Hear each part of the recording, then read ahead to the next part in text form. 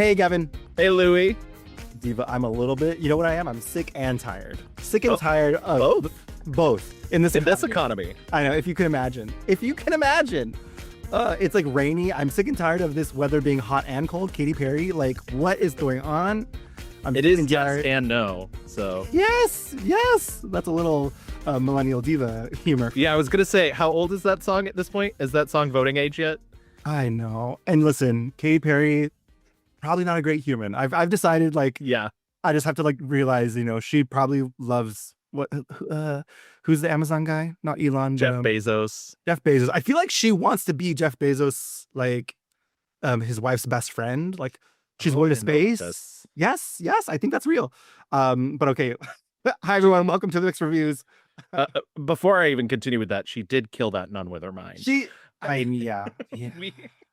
We are a film podcast where we take a film subject, such as an actor, director, or mini genre. We take 2 weeks. Nope, that's not true anymore. We take a month. We watch as much as we can. We read as much as we can. We do as much research as humanly possible for two working gals in the city. And we bring all that information back to you, and we tell you what we like and what we don't like. The reviews are mixed. And sometimes it's not just two working gals, but perhaps even three working gals. Oh, my goodness. We have a return guest here with us today. Please welcome to the stage. It's Miss Eoin Daly. It's a woman's world, and we're happy to be living in it. Oh, wow. Oh, my God. That explains why Left Shark is also on the call. Left Shark, what would you know? Yeah. The brain rot is just too much. Yes, backed by my popular demand of asking to return, I'm yet here again. Yes. You say, like, what's the way to broach this? You were very insistent, but I was very happy to oblige.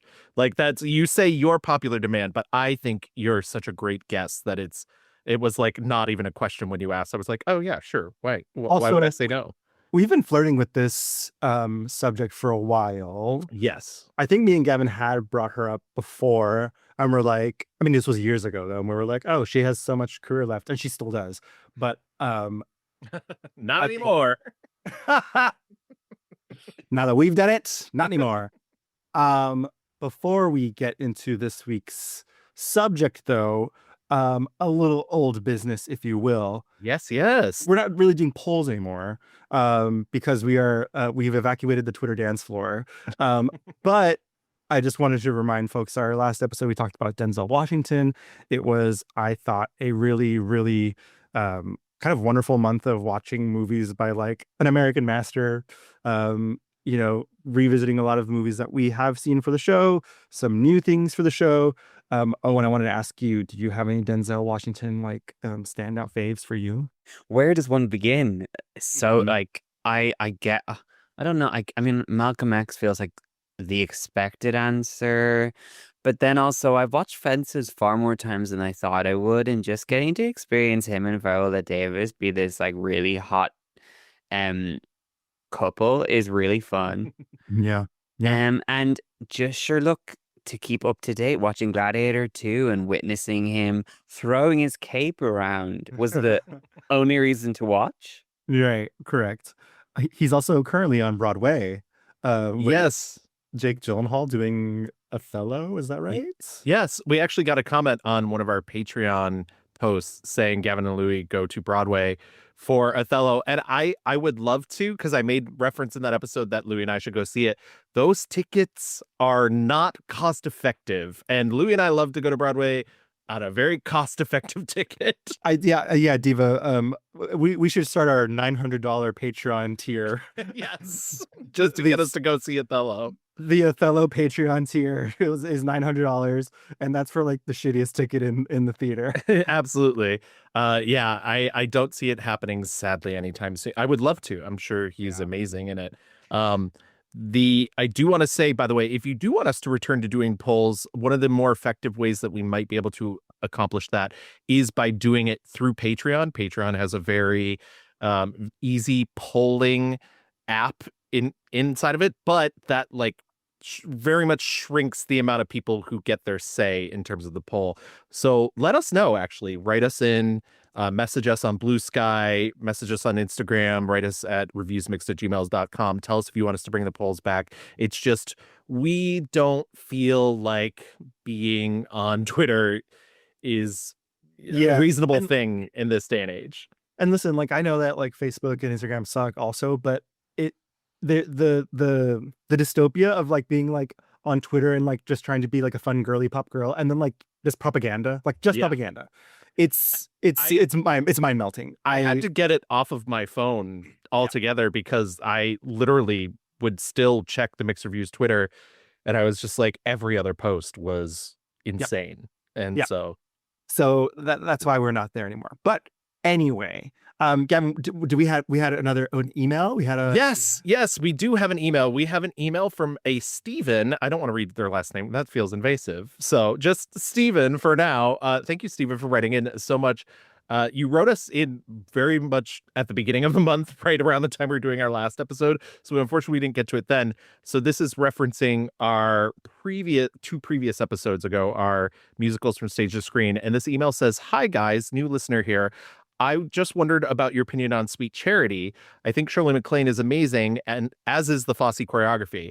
If They Could See Me Now, Big Spender, etc. are so good that it's one of my favorites of all time. Not sure if you mentioned it in the episode about movie musicals, but as a service for listeners who don't know about it, I think it's so entertaining. Anyway, all the best." From Steven. First of all, Steven, thank you so much for writing in. We love getting emails. If you want to email us, you can email us at reviewsmixed@gmail.com. I know I already said that, but I feel like saying it again. I really like Sweet Charity. Funny enough, I saw Sweet Charity in San Antonio, Texas for the first time. Yeah, Louis knows I love San Antonio. You do love San Antonio. It's weird. Do.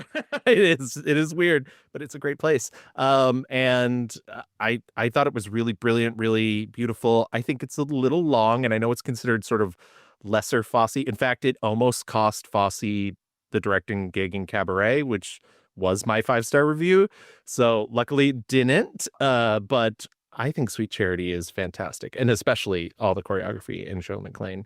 I don't know if Louis, if you'd had a chance to see it. I haven't seen it, but I have seen like some of the musical numbers, and like those girlies are hoofing it. Okay, I mean, when you have like Cheetah Rivera, Shirley, like it's just they're stars, you know, right? And that dancing, the costumes, yeah. But do I know what Sweet Charity is about? No. Oh, have you seen? Yes. I mean, I'm a Fosse aficionado. I really enjoy it. I think it's something. Yeah, it's really fun. Also, if you don't know what the story of Sweet Charity is, just watch Nights of Cabiria. Bingo. Come on.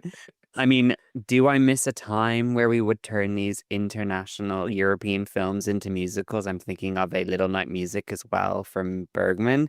Yes, I do. But think of the nightmare that is 9, Owen. Think of the nightmare that is 9. Oh, God, yes. One of my least favorite movies. Well, I will say, I don't like to say the words guilty pleasure, but 9 is sort of a guilty-ish pleasure for me because it does have, I enjoy parts of it, even though as I go back to it, I'm like, God, Penelope Cruz is trying her best. Mm-hmm. You love that Contini cinema, but only so much, you know? Yeah. Fine, Owen. Just be Italian, whatever. Yeah. I really love this skinny little tight. No. No. How does the lyrics go?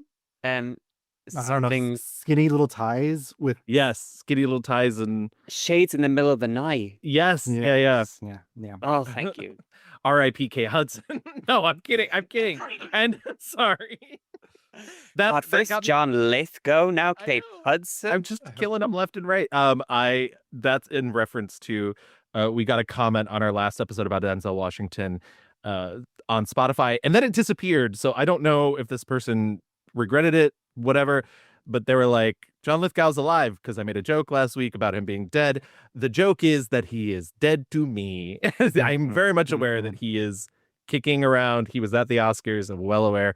I don't know if he'll make it through all of those TV movie episodes or whatever they're doing over there at Warner Brothers. But for now, He's alive. Will he make it to the conclave? Who can never be sure. Okay, I think that's enough old business and enough of Gavin killing actors. Owen, why don't you tell our audience, their listeners, who we're here to talk about today? Yeah, so I don't know if people have gathered, but I am Irish. And I know, can you believe? Sorry, from Louis and I, that was acting. So speaking of Irish actors, who is more prolific than Miss Saoirse Ronan? Saoirse rhymes with inertia, the woman of the difficult name for many a non-Irish person to say. So here's an easy tune I made up as a little girl to help pronounce it. It's Saoirse with an R, not Saucy with an R, cause Saucy with an R goes or not R. It's sh instead of s, instead of e, simple as can be, see Saoirse. And spell. Yeah. Oh, yeah. I've been spelling it wrong for an entire month, let me tell you. Constantly Googling. I accidentally went to a queer comedy night, and there was like some sort of joke set up about like, oh, the alphabet mafia, blah blah blah blah blah, like something LGBT, whatever. And the comedian said, I think the real people you have to worry about is the Irish though. Siobhan, why do you have all those letters in your name? I was going to say, I very much come from that line. I mean, I have 3 vowels in my name, and my name is only 4 letters long. So take of that what you will. Oh, the Irish love a good vowel. Yeah, you're lucky you have that N. Without that, we would be lost at sea. You just So what is it? I love this sort of dichotomy between your last appearance and this appearance, because you were on the show about a year ago and you came on to talk about Deborah Carr. And Deborah Carr is actually since passed, but it had an entire career, and we spanned, the entire time from when she began all the way through her final film. And with Saoirse, she's actually maybe one of the youngest people we've ever discussed on this show so far. And so I'm curious, like, besides the fact that you're Irish, because obvious, what draws you to Saoirse? And also, but why such wild swings is basically what I'm trying to get at. Yeah, I mean, it's always like I sometimes, because obviously I'm a fan first of this podcast before being a guest, is I always struggle when it comes to perform. I mean, I know you have a whole segment about looking forward to the future. I I always struggled in like, is it worth talking about an actor who's very much still in their career? But then something about Saoirse Ronan, I mean, she's been acting basically 80% of her living on this earth, and while she's still very young, she's managed to accomplish so much in her years of film. And I think that is what pushed me to want to discuss her, is that even at such a young, I mean, she's only 30 years old. She just turned, I mean, I've just turned 29 like this month, and the fact that we're in similar age range-ish and she has accomplished so much is pretty incredible. And I think also the connection I have to her is that like I've kind of grown up with her as she's grown up, sort of thing. Like I've been there through like her youthful breakout. I've been there through her sort of like growing pains. I've been there through to this past year. So she's just kind of been part of my life, and I just have such positive thoughts about her that, I mean, we will get into. But yeah, she's just such a part of like, I guess, my growing love of film, and she's always been there. Yeah, I love that. I mean, like, it reminds me of we talked about Heath Ledger and how obviously he died really young, but he was only acting for X years, and he was able to produce such an amazing amount of films, and films that are really remembered. And I think Saoirse kind of falls in that same category where, like, obviously we're really lucky she's going to have a future to make more films, but like even just thinking right now, she already has 4 or 5 movies that are just like really indelible. A lot of these movies I had already watched, and a rewatch, and I was like, damn, this really like Atonement is a movie that you can just go back to every single time and like really feel something, and like, you know, same thing like Little Women, Lady Bird, like it's just kind of shocking and amazing that she's already done so much, and not in a kind of like she's just been busy, like yeah, she's been busy, but like she's been making movies that will stand the test of time, which is pretty incredible. Yes, I believe she's the second person to be nominated for 4 Academy Awards, second youngest person to have been nominated for 4 Academy Awards, right behind Jennifer Lawrence, I believe. Wow. Yes, Jennifer Lawrence. I think she's yeah, I was about to say Jennifer Jones, but no, Jennifer Lawrence definitely took that record away from Jennifer Jones. You just have portrait of Jenny on your brain all the time. That's it. I mean I mean not the Song of Bernadette.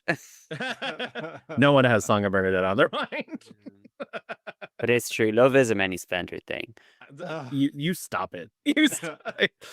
No, and I the only thing I would have to add before we dive into the rewind is I think it's also really interesting to do her sort of now, because I think she's kind of on a precipice.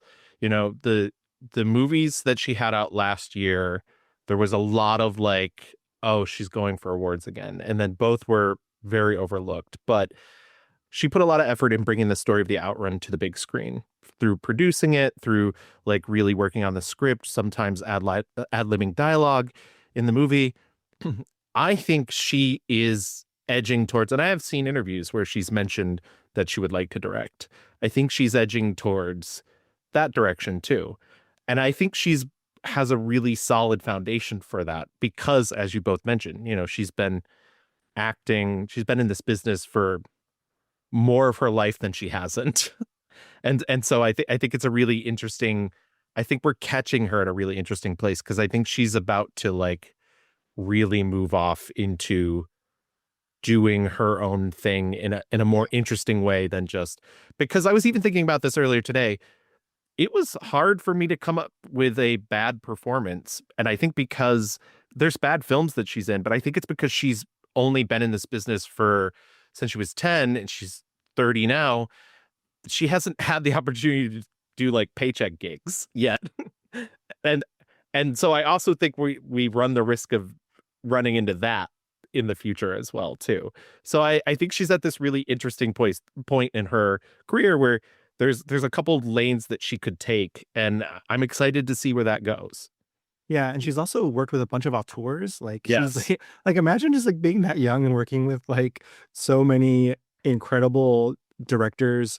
Obviously, you know, she's worked a lot with Greta Gerwig and Joe Wright, and there are more that we'll get to. But even like Peter Jackson, you know, who cast her without ever meeting her. Right. So it's casual, no big deal. It was all based off of a tape. Again, my dad helped me with all of my tapes when I was younger, and he was really brilliant at it. And he's kind of got a bit of a flair for directing himself, and was very good at sort of like helping me work out what we were going to do. And it was really important when I was young, especially just because like so often you're sent into studios or cast in rooms to do these tapes, but I did them like in the garden where I grew up with my dog Sassy, and you know, I would talk to them beforehand and stuff. And we thought it was important that they saw that I was a real child. And so that was one of the things that Pete said, that, you know, something about actually seeing a real kid was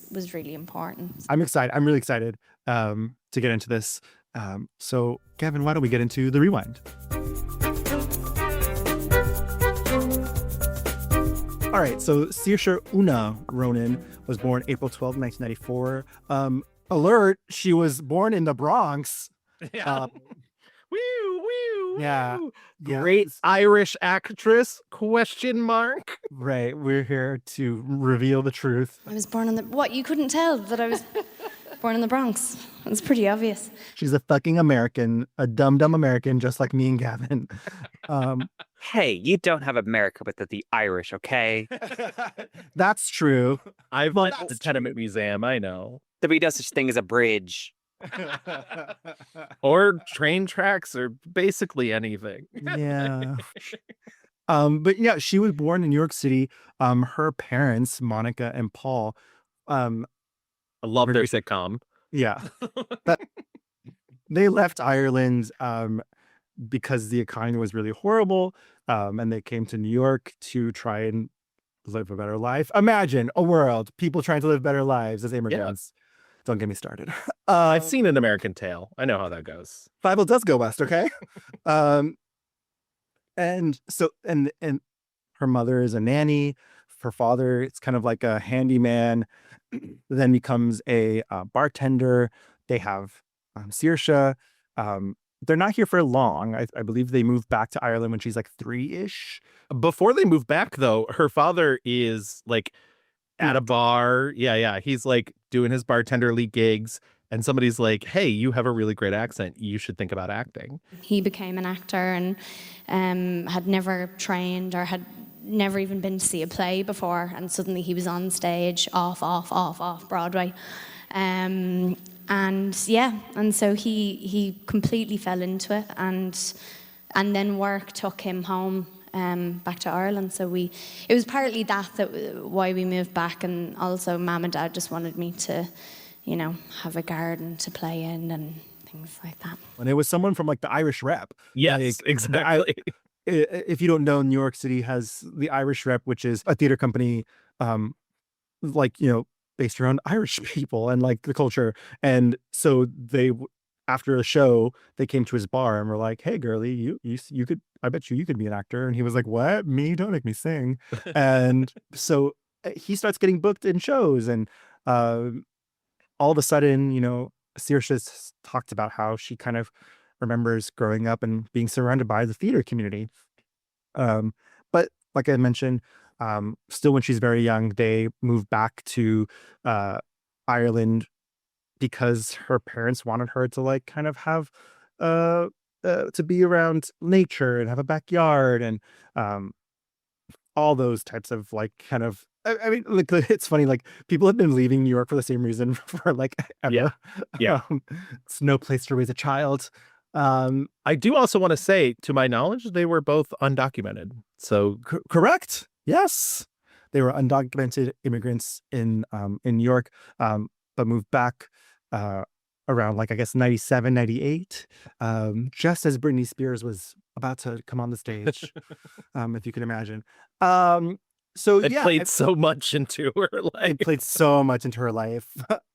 In Ireland, her father is continuing to act, and Saoirse said like he would always kind of like videotape her on like on video cameras, and was kind of seeing like kind of how natural she was, and he had an agent and would see things coming through, and he said, "Hey, like you should go out for this movie," and that's kind of where it started, where she says that she didn't like ever think like, I want this to be my life, this is going to be like, she never studied this, didn't Right. she was homeschooled. I love that he got her a gig in one of the films that he was in. She says it's a very indie, artsy type movie. I was probably about 6 years old, and we were back in Ireland, and Dad he had been asked to do this short film, and it was like this kind of weird little art house film, nothing kind of really made any sense, but it was like art, and they obviously needed a child to be in it who was half human, half clown, because like it wouldn't be an art house film otherwise. And so naturally he asked me, and and that was the very first thing that I did. And I did it, I mean, I basically did it as a favour to him, and as soon as I went on set, I just loved it. I just felt like the way, a kid does if they go onto a football pitch for the first time, or you paint a picture or whatever. It just felt very natural. I felt really at home there. So it wasn't really something that I was keen to do straight away. I wasn't really one of those kids that liked a lot of attention necessarily, but by the same token, my way of sort of surviving being an only child was to talk to myself a lot, and I kind of entertained myself by disappearing into a different world. So it was something that was always there, but I didn't know what that was. I didn't realise that that could translate into something like acting. Well, she also says that she while she was I guess before she was homeschooled, because I remember she did say she was eventually homeschooled, but before that there was like a stage school that kids would go to, and she was like, I can't really do the whole like acting thing. Like it just, she's like, it didn't make sense for me. She's like an instinctual actress. But yeah, so her father kind of is, the one who gets her into like going out for auditions. She does say though that like her parents were not momager crazy No. actor parents at all though. She has said that her mother is her soulmate. She's like best friends with her. They have a very solid relationship. She's also an only child. I don't I just keep thinking, I was thinking about this earlier today too, and I know it was basically a year ago at this point, but our Jodie Foster episode, and I think about Jodie Foster's mom forcing her into boudoir photos when she's 14, and Yeah. just thinking like, Saoirse's mom would never. Saoirse's mom would never. I love you, Monica. Like, what a good mom. Yeah. I think I was like seeing, or I was reading an interview where they were talking to her mom, and her mom was like, I had to make sure that Saoirse knew like, this is a job and people are depending on you, and you can't be running around like you're the queen bee on set, and like just like very, very normal. And they still have like a very normal home in Dublin. Like they're like, it's just normal. Which I think, like to your point, Gavin, there are a lot of child stars who have not been able to have a normal childhood and go through being a child star as surrounded by normalcy. So her first like real gig is on and you tell me, Diva, The Clinic is a medical drama. Is that like an old like Irish version of Grey's Anatomy type vibes, or I am uninformed on this, unfortunately, as Okay. I said at the beginning, I am the same age as Miss Saoirse Ronan, so I would have, I'm 2 years younger than her technically. I would have been a mere 9 years old. No, actually, I can't do math. 7 years old. There we go. So I necessarily wasn't. I probably should have looked it up in my research. well, but like RTE, is that like Crying. the NBC of Ireland? Yeah. Well, it's like the BBC of Ireland. It's basically Gotcha. like the main channel.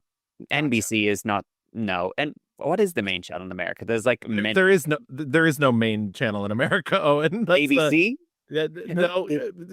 So I guess the closest. No, we don't. We The just closest would be PBS. but also not, because the PBS doesn't receive any government funding, and like the whole thing with CBS. yeah, it's CBS exactly. No, it's HBO. We all sit down as a family on Sundays to watch HBO. Oh, and this is how I know you're not an American, because HBO is not TV. HBO. I know it's Max now. Yeah. The other thing that she did besides that, she did a mini serial called Proof, and I have a couple clips from Proof when she's just like a little itty bitty 10-year-old, and she's just so good. If you don't want me either, that's fine. Don't be silly. Of course I want you. So let me move in with you. Okay, but we have to talk about it. I mean, we have to find out what Maureen wants. What about what I want? It's not that simple, Ola. You don't care about me. You only think about yourself. That's not true. She also at this time auditions for Gavin, please cover your ears, for Harry Potter, and to play Luna Lovegood. She talks. She's on a podcast where she kind of like is like, I don't know, did I like But on the reverse of that, she did say, like, on the set of Little Women, she did like accost Emma Watson with like, you don't know how much you meant to us. Like, Yeah. So yeah, she like a true millennial. Harry Potter means a lot to Yeah. our young Saoirse. separate Um, the art from the artist, because that uh-huh. artist is a piece of shit. So I mean, I think those artists have separated themselves from that art. yes, Very much. Oh yeah, I'm not blaming any of the act. Like, that's not. Anybody who's choosing to take part now, I am blaming. But anybody who took part then, nobody could have known. Nobody could have known. So her first big movie that she gets is Amy Heckerling's I Can Never Be Your Woman. We talked a little bit about this in our Michelle Pfeiffer episode. Yeah, and in our Paul Rudd episode. Oh, that's right. I mean, it's minor. I don't know that we need to linger on it, but she's playing a young American girl. The movie is direct-to-video released in the US. I will say, like, Amy Heckerling post Clueless. I know. I just don't, and this is not me like about the quality of her films, but it just does feel like the industry did not give her a fucking chance. Yeah. Like how did this happen? How did like she make this like seminal classic movie and then like Hollywood is like, no. Meh. Wait, are you saying the industry didn't give a female director a chance before the year 2017? Can you imagine? I can't know. believe it. Gasp. Like, Yeah, it's tough all around, I will say. Yeah. Yeah. I am very glad that her first film was directed by a woman because it very Yes. much, it's sort of like, even though she had no control over it, just kind of carry through with her. I was just gonna say it. Like, I think it starts off a chain reaction for her in her career. There's been, it's almost parody in terms of how many times she's worked for men, how many times she's worked for women, and that's I don't know any other actor that has that track record. Yeah, she's being very intentional. Her big breakthrough is in 2007's Atonement. She tells a story about how the dialect coach on I Can Never Be Your Woman was the dialect coach for this movie. And so she recommended Joe Wright see her. And when Joe first met her, was like, LOL, this is wrong, diva.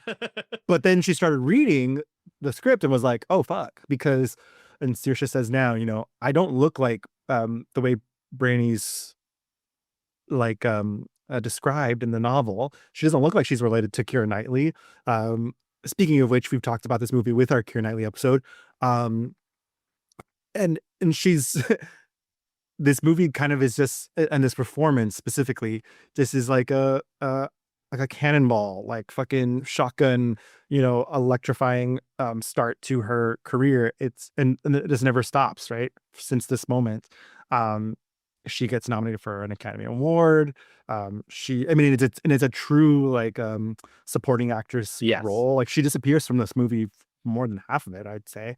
But the time she is in this film, it's just, watching it again this time, it was giving me what's the name of the daughter in the Joan Crawford movie? Mildred Pierce? Yes, Mildred yes. Pierce. There you go. Is it Vera? Vera. Yeah. Yeah.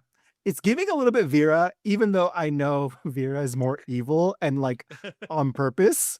Hmm. Owen has some thoughts. Oh no, I was just about to quote Mildred Pierce. I'm trying to imagine Bryony being like, with this money I can get away from you, from all this cheap whatever that reminds me of this place or you.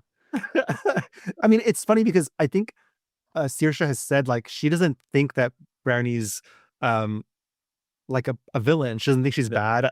She's just like, Just immature. Immature. She's a child. Yeah, she's a child. Lola, who was it? It was Robbie, wasn't it? Robbie? You saw him? Like you said, he's a sex maniac, and you don't even know what happened before dinner. I caught him attacking my sister in the library. I don't know what he'd have done if I hadn't come in. You actually saw him? Of course I did, plain as day. He pushed me to the ground, and then he put his hands over my eyes. I never actually... Listen, I've known him my whole life, and I saw him. I will say I did not rewatch this only because she's such a little brat. I know she's so good in it. Like I'm like very aware how good she is, and I've seen Atonement so many times, but I'm like, she's such a little brat. I don't want to sit through her being a little brat. With that cunty little Bob. Yes, exactly. I just had to rewatch it just to like experience her eyes. Like there's like it's just Atonement is just one of those watchable films that for me doesn't necessarily feel like it's watchable in the moment. Yet when you constantly go back to it, as I have, it just like never ceases to amaze me how I feel like people don't talk about this film enough because it is seen as like some period piece of, but it's not. There's so much great like direction choices, and then you just have Saoirse Ronan while she is playing a version of a brat. It's just so amazing, and like I mean that scene, the like big scene. Everybody that's seen Atonement knows what we're talking about, where she catches Keira Knightley and James McAvoy together. She said she learned so much from cinematographer Seamus McGarvey. That was the first time I found my light. This is some of Seamus McGarvey's handiwork, who was our cinematographer. And he taught me a lot about using light to my advantage. Just how to find the light and how to sort of tell a story with it. And when you look at that scene, the way like the just that one beam of light hitting her across her gorgeous eyes and like coming into the room and them coming into focus behind it. It's I mean, Joe Wright is, I may not love every one of his films, but he is a master, honestly. Yeah. Like I truly need him to start making good movies again.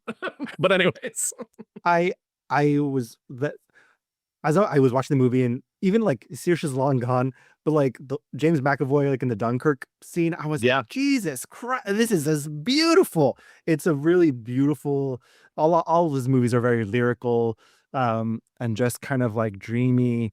And to get back to Saoirse, she's just so good, and I think people kind of were like, oh, wait a minute, like this is a new star we have in our hands. Yeah. I mean, the fact that Saoirse Ronan inspired Vanessa Redgrave to basically copy her is like monumental. Because you know what's the sign that you're a true bitch? You keep that haircut for 70 years.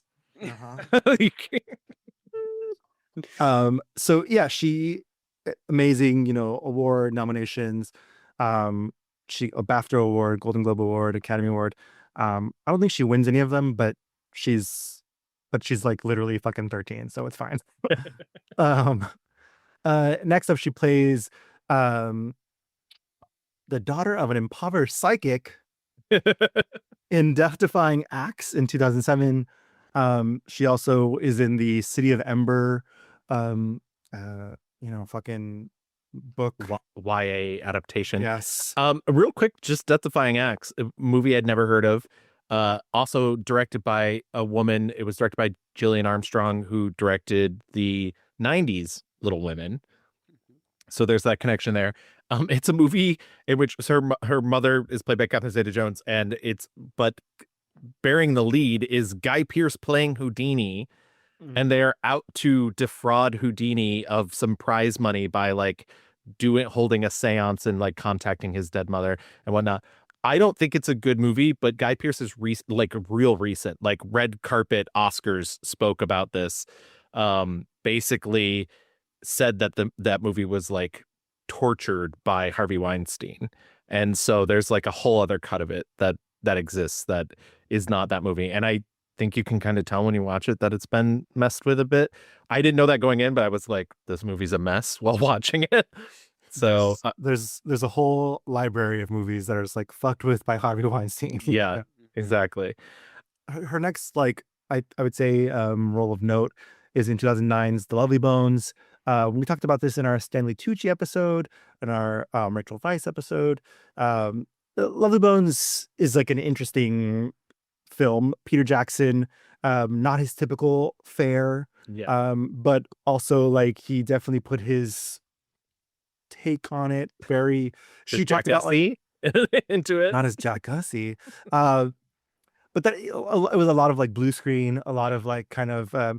She also does talk a lot. I mean, this movie is about a young woman being assaulted and raped and murdered, and she talks a lot about how she was very protected, both on this film and on Atonement. She never felt like she was in a situation where she was like uncomfortable. She also talks a lot about how all these actors around her who were very kind. She talks about how Stanley Tucci after every take would be like, "Are you okay?" I feel like a lot of the directors that I was working with really early on, because it was either make-believe or we were working with green screen, or it was something that was very sort of mature and explicit that I couldn't be exposed to at that age, directors talk to me a lot. and they described what I was supposed to be saying. So I think that actually really formed the way in which I work and my sort of relationship to storytelling in film. Like, so much of it is just going on in my head, and I think it really comes from that time, those first few years, where it was very much me and the director and them sort of creating this image for me just through what they were saying. The experience of watching something when you're an adult is completely different, because the movies that I made when I was growing up, they were mature. They were not children's films at all. I think I made two kids movies, and the rest were incredibly mature. So even with something like The Lovely Bones, I think the sort of gravity of that really didn't hit me at the time, and I actually watched a sequence from it recently, and I found it incredibly disturbing. I didn't want to watch it again. I don't love this movie, but none of it is too what's the word I'm looking for? Like, it's not exploitative, but like he does have to get physical with her in ways that, like, clearly it's not a stunt double. It is Saoirse, like, and it's tough, and I imagine like being in the scene is even more traumatic than being in the audience at home watching it. She talked about like how she was like, I remember making the movie was a lot of fun though, because the material was so heavy that we just had to laugh and like, hang out and have a good time, because that was the only way to kind of get through it. I also love Diva. She went to the Viola Davis School of Acting and said the role is the role, and then like you have to leave it. Like there's no like living in the thing, like none of that bullshit, which I love. And as a true example of the kind heart that she has not said anything negative about Mark Wahlberg. So, because I mean, we also talked about this in our Ryan Gosling episode, because this was the movie Ryan Gosling was fired from. And she said she's like, obviously she since talked to him. She was in his directorial debut, but like she's talked to him and everything. She understands that. And she said, when it comes to Mark Wahlberg, he was a father of young children himself. And so like it was a very natural fit for them. It was interesting, the Diva is media trained. Okay, is what I say. Yeah, she even in her worst movies, she has never said a bad thing about them. Like she'll be like, it was a lovely time, and it didn't work, or maybe you didn't find an audience, blah blah blah. She has made comments being like, oh, the worst kind of directors are the ones who are like, yes, so this is what we're doing today, and she's like, I know. Worst note a director's ever given me? Where do I start? When a director, so we have like call sheet sides for anyone who doesn't work in movies, which is like all of the scenes that we're going to shoot that day, and they'll have stage directions. When a director brings you onto set and goes, so you're gonna burp, burp, burp, burp, burp, burp, burp, burp, burp, burp, and they just read out what's on the page, and I'm like, yeah, no, I've got that. I can read that. It's the context that I need. But she never says who that was, or no. But but she has talked about, like, to your point, she has not badmouthed anybody. And to that, she's a demure, kind, very mindful, very mindful. I think, and this is me just editorializing, but if you could either back me up or deny this, Owen, I do think the Irish have a tendency to they would rather like preface it by being kind of, because I've also seen her be sort of self-deprecating, and over like going after somebody else. Like she's always in interviews, she's, besides being mindful, she's also very demure. She's very much like, oh no, it wasn't that big of a deal, and whatnot. And I think she carries a little bit of that too, where it's like, oh, it's better to like redirect it to me instead of, sending it off. And I definitely would get that. And I think, like, I mean, who knows, maybe give her decades in which she's like in her 80s and she's looking back at like being this, I don't know, this Betty Davis figure of, oh, I remember when I made Lovely Bones. Exactly. And I work with Susan Sarandon. That was a bitch. Also, I just realized I made the Betty Davis connection in my mind. I did not mean to do that, but I did. Very good. I enjoyed it. So Lovely Bones is kind of like a box office flop a little bit. I think Stanley Tucci gets like an Oscar nomination. People do like Saoirse in it, but like it's just not kind of like there was a lot of expectations for that film, and it didn't really accumulate to anything. We talked a little bit about her next movie, The Way Back, during our Colin Farrell episode. Colin Farrell, another Irish export who Yes. I deeply want to kiss. Yeah. And I'll give, this is another thing. Her English accent, I mean her like American English accent, is oftentimes better than Colin Farrell's. Like he just cannot. I'm not saying anything I didn't say on his episode. He cannot get that sing-songiness out of his voice, that like kind of nasally American thing that we have. She does it so well, and I have no idea where she pulls it from. And she said, obviously she works with vocal coaches. I don't want to be like, oh, she's a wonderkin who can mimic, but I think she has a good mimicry as well. Yeah, she absolutely like has a great ability to like mask accents. I mean, she does it so often that sometimes people forget she's Irish until I guess they see her name. Very Meryl Streepian, maybe. After The Way Back, which I thought is a very fine to good, and she's good in it. Yeah, war movie. She reunites with Joe Wright in Hannah, which is about a young girl who's like raised to be an assassin by another man who I deeply want to kiss, Eric Bana. I had never seen this movie, and I watched it, and I said, "Oh, Joe Wright, you've done it again. This movie rips." I saw your skeet saying, "Joe Wright, you've done it again," and I was like, I hope this is about Hannah. I know. I was like, wow, just like the music of this by the Chemical Brothers, but like just so tightly wound, and like the fairy tale of it all. It's so good. I didn't know Kate Blanchett was gonna be here. Another like little Bob. It's everybody's got a cunty little Bob. Yeah, it's so good. I don't know why I had stayed away from Hannah for so long, but I'm glad I saw it. And she is the titular Hannah, and she's in like every scene where she's this little girl who is trying to figure out like what it's like to live in the real world. Yeah. Which, it's like this the parable of was the dad says, the thing about kids, they grow up. Yeah. It's sort of I talked about this. I was actually a guest on our former guest Murtada Alfado's old podcast Sundays with Kate, which I believe you can still find online. Go listen to the back episodes of that.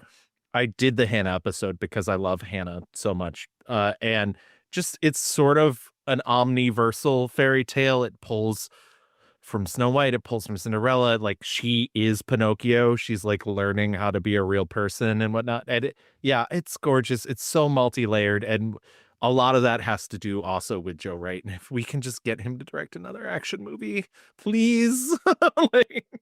It's kind of also like rock and roll. Like it's very rock and roll. When she's like escaping from that compound. Yeah. And it's so brutal. Like everything like this. It's just the she talked in one of her reviews, and she's like, I'm not supporting people using guns, but I did learn while learning all the stunts and the martial arts training and the gun training and that like if you're rounding the corner, you put the gun down instead of up the way people normally do, because if you're raising it up and you're pulling the trigger, you're going to hit them regardless. And so it's kind of just a waste to just like hold your arm out. Not her telling people how to shoot people. I was like, oh my God. Oh yeah, I love Hannah as well. I've watched it so many times. It's just like such a thrilling ride the whole time. And like the fact that Saoirse Ronan at like the mere age of what 15 is like an action star on the level of say a Tom Cruise or a Bruce Willis is just like incredible. Yeah, incredible. She at this time also did the dubbed English version of Arrietty, the Studio Ghibli anime, and also kicked off Queen from Drag Race by Arrietty. At 16, she was invited to join the Academy. Just casual, casual 16-year-old Academy voter, no big deal. I wonder who she voted for. Which honestly, there's like 90-something-year-old Academy, so good, balance it out. We need it. In 2011, she makes Jeffrey Fletcher's Violet and Daisy, which is an alleged movie, I would say. I do with Alexis Bledel, who I love. But this movie is not it. I mean, I wonder if she did this because she was like, I'm an assassin. Like, that Right. I said Hannah, and this movie's about two girlies who are hired killers, except they're like quirky girls. And like this movie wants, I guess, like what Tarantino has Yeah, wants. it's very aping of the Tarantino. Am I off when I say Matchstick Men type vibes? Like It's been so long since I've seen Matchstick Men that I can't confirm nor deny that. but it's kind of like a clever, smart guy, like shoot 'em up type vibe. Yeah. Oh, Except this movie I is- think you're kind of thinking more along the lines of like Kiss Kiss Bang Bang. Yeah, yeah. Like exactly Abraham what Again. Yes. Yes. Yeah. Just not at Christmas. Just not a exactly. But this movie's not smart. No, it's not. And I saw this in the theater. And the only thing that I remember about it was I saw it the same night I saw Man of Steel, and I was like, it was better than Man of Steel. Oh my That- God, Gavin, what a night. I know, nightmare. And I rewatched it for this, and it is so bad. And no amount of I like her. I like Alexis Bledel. I really like James Gandolfini. I really love him.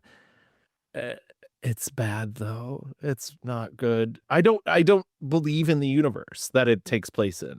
Have you lost your mind? What's your problem? You're my problem. I'll let you borrow it sometime if that's what this is No, about. it's not about a fucking dress. Yeah, right. That's exactly right. You don't run me, Violet. We don't know anybody or get involved in stuff or anything like that. I never went to a prom. You did, but I Be didn't. glad you didn't. Why? Because they would laugh at you. How do you know? Because that's what they do if you're different. Everybody isn't like that, Vi. Again, another film that I'd not seen prior to preparing for this, and yeah, it has so many elements that I would want to love. Like again, I love Saoirse. I like Lexus Bledel in certain things. James Gandolfini. I mean, I guess this released the year of his passing, Yeah, which is just like, ugh, R.I.P. I know. Yeah, True R.I.P. Real R.I.P. it's just not great. And also like the fact that someone like Jeffrey Fletcher, who'd obviously done Precious and won an Oscar like a couple of years before, managing to get into the director's chair quite quickly for especially the type of person he is impressive. And the fact that this just is not a great film is disappointing. Yeah. I don't know anything about this, but all I could think of was like I could hear your voice in my head, Gavin, being like, "This is Baby's first movie." Yeah. Feels like the he was trying, and like this movie just has all the seams showing, and it's so try hard and Well, I have this issue with a lot of first time filmmakers, even if they've made shorts and stuff before, but feature length filmmakers have a tendency to it's a hard business, and so they want to show off as much as they can do, in their first feature, so they look like they're, so versatile.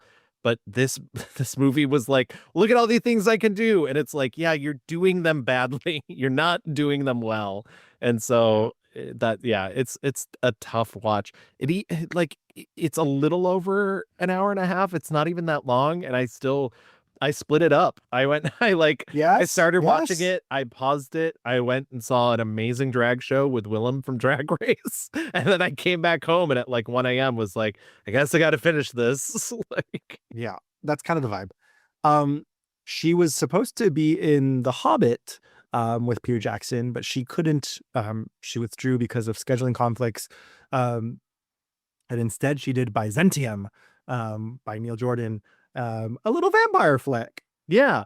I almost wish this movie hadn't been advertised as a vampire flick. I think it would have been more successful had it not been, because it's not traditional vampires in the way. I saw this when it came out. It played Tribeca the year it came out. I was still trying to pretend to be a film journalist at that point. And I don't know. It didn't impress me at all. And then I rewatched it for this and I was like, I like this movie actually. Like, I think it's got a lot of cool, interesting feminist themes. I think a lot of it's like very on the page, like very like in your face about it, but like maybe I just wasn't interpreting them right at the time or whatnot, because Neil Jordan is such a master at visuals.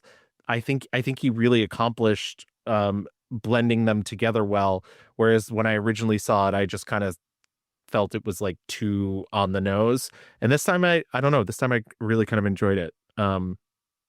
Thoughts?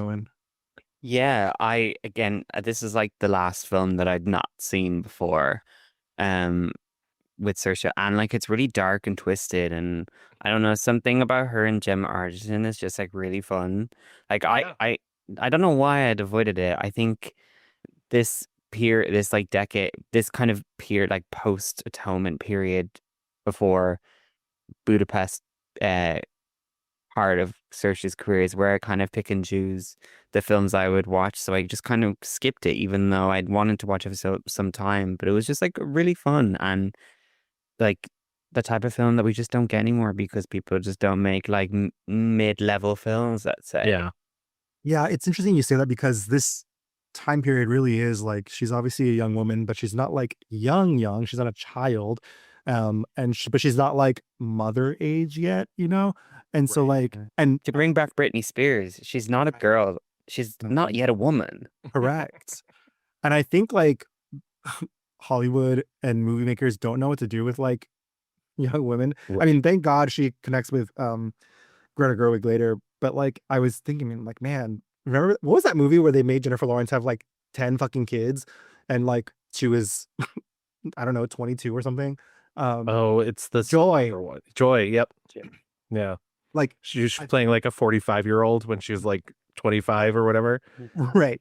So yeah, I think this time is kind of like an awkward her finding her footing era after the success of Atonement. I do want to just hold my finger on that because I want to comment on that real quick. But I do also want to say, by the way, Neil Jordan's last vampire film was Interview with the Vampire, which came out the year Saoirse was born. Crazy. Okay, now I'm taking my finger back off just to say I think also, like you're saying about this, that even some of the auteurs that we're about to see her work with are kind of in a similar boat, because she kind of, after Byzantium, kind of plays girlfriends, and that's it for until a little bit. And so yeah, I know we're moving on from this, but like, yeah, it's a little bit like of a searching period for her. So we get 2013's film adaptation of The Host, which, if you don't know, is Stephenie Meyer's of Twilight fame's other book. It's real bad, is what I'll say. What I love about this movie is that like it's basically about this parasitic alien race that comes to Earth and like takes over people, and basically like they're little kind of squiggly guys. They get in our brains and they control us. Except they don't count on humans being so fucking horny. Yes. And they're like, wait a minute, wait.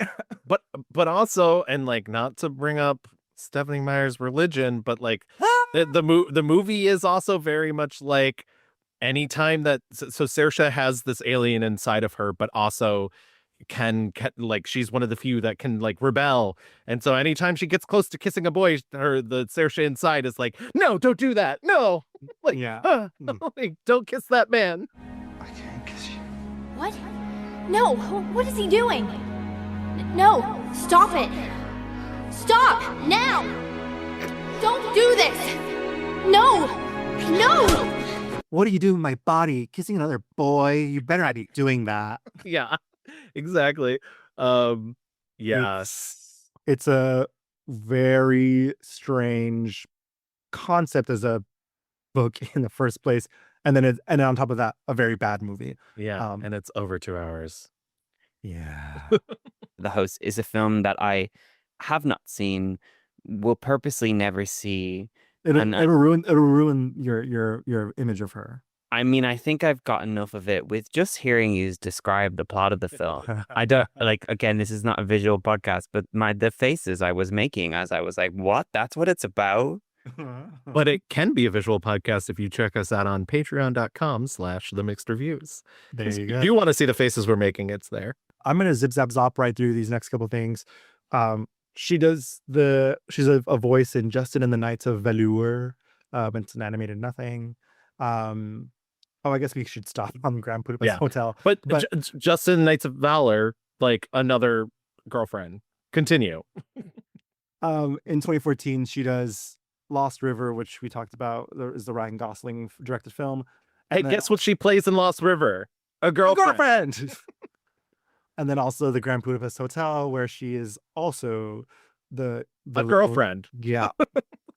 As I was rewatching the Grand Budapest Hotel, I was like, you really have to have a level of like, how much can I stand Wes Anderson's bullshit? Like, and for some people they love it, and that's fine. I'm not saying it's bad, but like, you just have to have that kind of like bone of like, oh, this is smart and not insufferable. And like for different people, it's going to be different. I think it's fine. I don't have anything grand to say about it. It's just fine. I more appreciate his attention to detail. Like, he loves obviously making these movies, and that's very impressive. I do not know that like it's it's a little exhausting for me. But pop off to everyone who loves these films. I think that's totally fine and normal. That's fine. Owen? Yeah, I mean, I love Grand Budapest Hotel. I was also just looking, it's the first film that she filmed without her parents on set. So I guess that's sort of like a big Right. step forward for her. And also the fact that she gets to have her natural accent Yeah. for the Yes. film is like worth noting, because like up until this point, she mainly played British people slash Americans. yeah.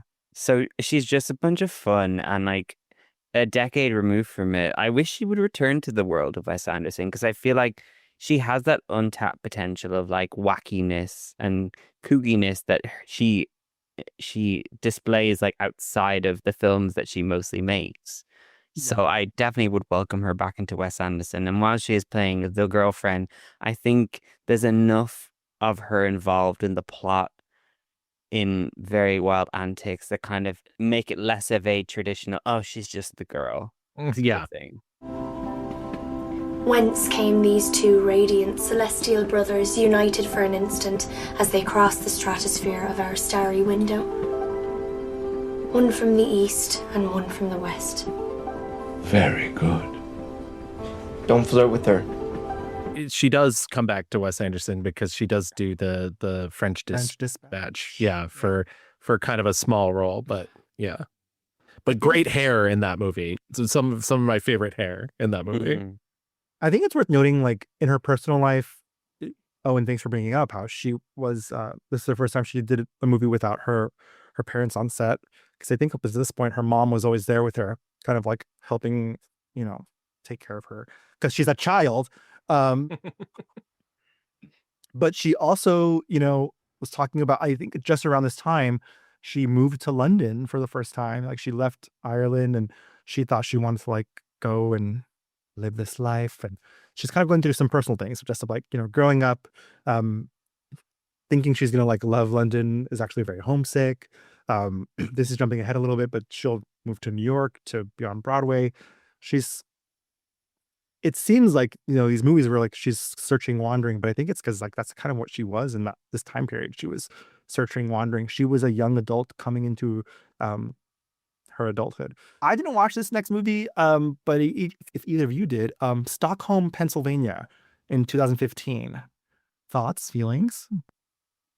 Watched it a very long time ago, because I think it didn't actually go to the cinema. It went to like some, I think, Lifetime? Yeah, I was just gonna ask, did it go to cinemas over there, Owen? Because it did not here. It played a couple festivals and Lifetime bought it, and it aired on Lifetime here. That's wild. Yeah. I think I saw it when it was on Lifetime, because I remember the title because it premiered at the same Sundance that I mean, I'm sure the next film that we will discuss also premiered at. So it was quite a busy Sundance for Saoirse Ronan.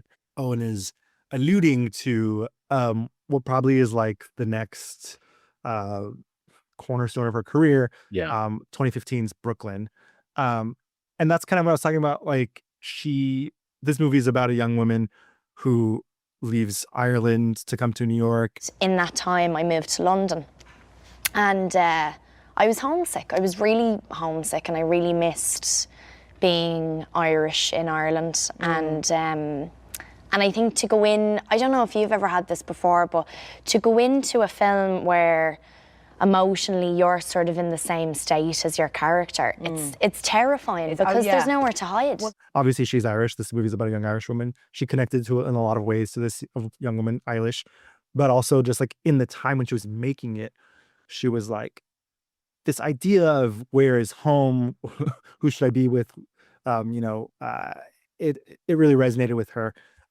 This movie is gorgeous, beautiful, romantic, sad, all the things. I've seen it maybe 3 times now. It's every time that, who the fuck is that boy who plays her, Tony?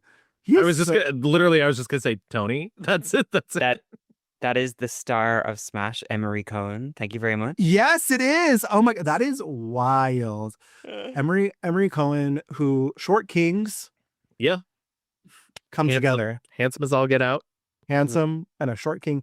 I love Brooklyn. I love Saoirse in Brooklyn. I kind of think he like, is it wild for me to say that? I think like he is so charming. I'm just like distracted by him in this film because she's so kind of like tightly wound and pent up and like, like a distress ball. Midway through the movie, Louis like, whoops, where's my pants? Yeah, fully. He's like, are you serious?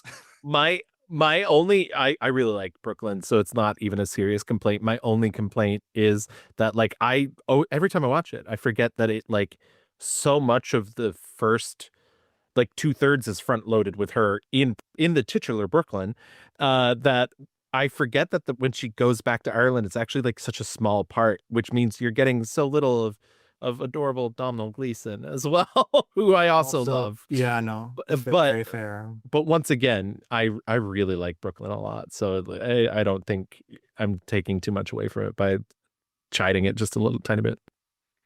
Yeah, no, I love Brooklyn. It's such a picture perfect film for me, and I think like it's designed so exquisitely, and Saoirse is just like has come into her full power. Like she's a movie star in this film, and like she like how she plays the beginning where she's unsure, and then the scene where she gets the letters from her sisters and just like breaks like the tension that she had been feeling up until then, and then breaking just emotionally. It's just so it's such a universal story, and it makes sense why people connected to it so much. I myself have watched, I think I watch it yearly at this stage just to experience, like there's so much outside of Saoirse as well. Like the fact that this film has like 2 charismatic romantic possibilities for Saoirse Ronan to act opposite with, that you don't feel necessarily terrible either way she goes, even though obviously we support Tony. She is Eilish Figuerillo by name. That scene is so iconic. So what did you think you were gonna do? I was like, get that bitch. I had forgotten. You had forgotten. Yeah. Oh, it's so good. It's so good. I also love in this movie, people forget it's funny. Like it's so funny. Yeah. When she's trying on like the bathing costume and she's like, I'll get you a razor, you need to shave down there. This black is too dark for your pale skin. Try the green. It's just funny. There's a lot of all the women sitting around the table. You just splashed his whole family. Yeah. The little the little brother who's like, we hate Irish people. It's so good. Yeah, we love Brooklyn, and I think it kind of is if she was wandering, she is found. Like it's she really it proved that she wasn't this like one trick pony. Like that there was more to her, and there will be more to her. I want to ask you something, and you're gonna say, oh, it's too soon. I don't really know him well enough. We only been out a couple times. Oh, it's nothing so bad. It's something that most guys did. Please just ask. You're beginning to terrify me. Oh. Sure. Will you come for dinner and meet my family sometime? That's it. I'd love to. You like Italian food? Don't know. I've never eaten it. It's the best food in the world. Well, why would I not like it? You're in a good mood, huh? She gets nominated for another Academy Award, another Golden Globe, all the things. Like I mentioned, she moves to New York because she stars in The Crucible, or a production of The Crucible on Broadway.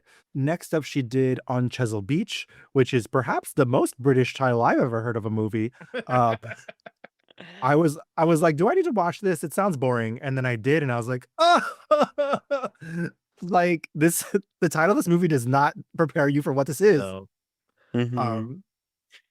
It's a movie about these two young married people, and they are having their little honeymoon, and they are sexually inexperienced and have a very bad first time having or trying to have sex, and blow up their marriage because of it.